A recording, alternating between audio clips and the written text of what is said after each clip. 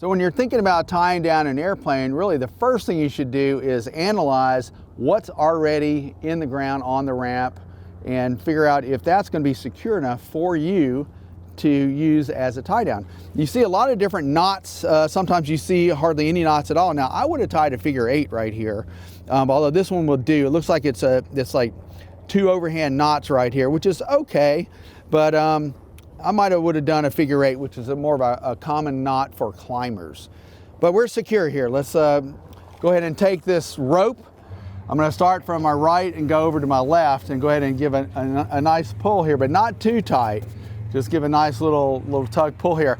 And what's interesting here is you're doing basically a half hitch. You're coming around your main piece of rope with what they call the tail end, and you're just doing the half hitch knot that you basically have probably tied your entire life.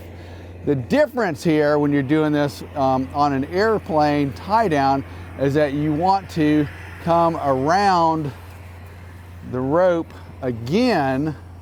I'm going over this loop that I've already made, and I'm coming around it and down in between the bigger loop, and I'm cinching that. It actually locks it. You can see that it locks it right here with that first knot.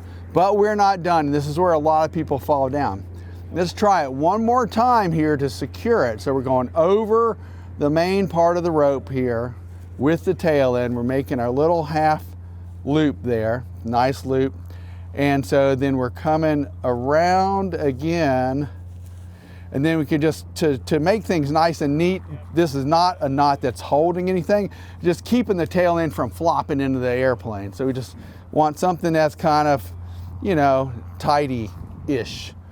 And we don't want to overstress the rope or the airplane or the tie-down loop. So I think we did that okay. Let's see. Does it hold it? Yes, it does. Look.